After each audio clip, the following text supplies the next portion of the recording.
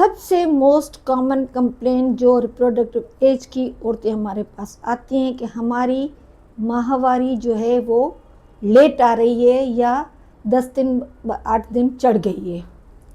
एक बात मैं आपको बता दूं, सबसे पहले जो मेंस्ट्रुअल साइकिल जो है 21 से लेकर 35 दिन का होता है।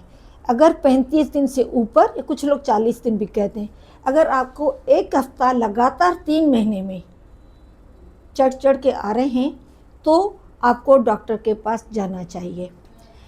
अब इसका जो सबसे जो कॉमन रीज़न है, अगर औरत शादीशुदा है, रिप्रोडक्टिव एज में है और अपना सेक्सुअल एक्टिव है, हमारा ध्यान जाएगा प्रेगनेंसी टेस्ट पर।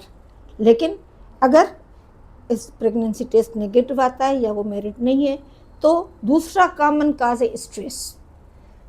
15 से लेकर 27% औरतों को स्ट्रेस की वजह से हार्मोन जो है वो डिस्टर्ब हो जाते हैं।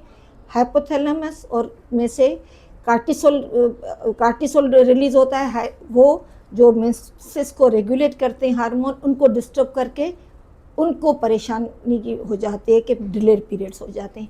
इनमें से जो स्ट्रेस की वजह से जो औरतों में 70% औरतें बगैर किसी दवा के उनके पीरियड्स नॉर्मल हो जाते हैं।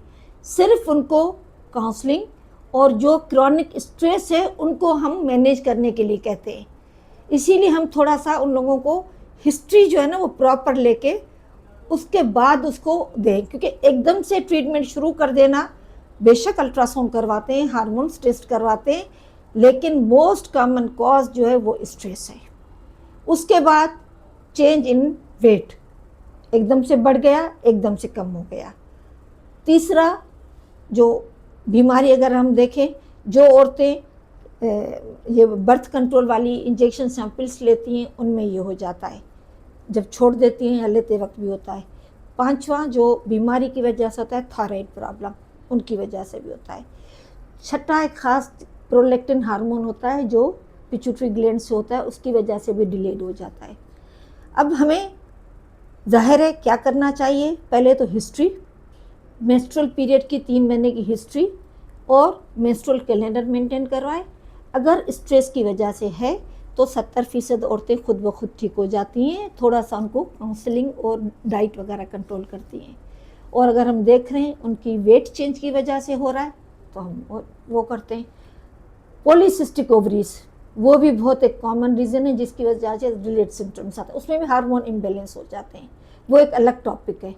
तो ये सारे रीजंस रखकर पहले हमें हिस्ट्री पे कंसंट्रेट करना चाहिए। और ये कॉमन कौन सी एज में होता है, एक बात 40-45 साल के बाद जब पेरीमेनोपॉजल एज हो जाती है, उस वक्त ये हार्मोन इम्बैलेंस शुरू हो जाता है, बहुत ज़रूरी है एज। और जब फर्स्ट पीरियड्स आते हैं, एडोलिसेंस शुरू होती है, उस वक्त पहले 2 साल, उसमें ये हमें बिल्कुल जहन में रखना चाहिए एज बहुत स्टार्ट में, या अगर उसकी मेंसेस ख़त्म होने वाले पेरीमेनोपॉज। इसको डायग्नोसिस करने के लिए हिस्ट्री, अल्ट्रासाउंड, लेबोरेटरी टेस्ट, फिर अकॉर्डिंग जो होता है उसकी हम फिर ट्रीटमेंट करते हैं कि उसका कॉज क्या है।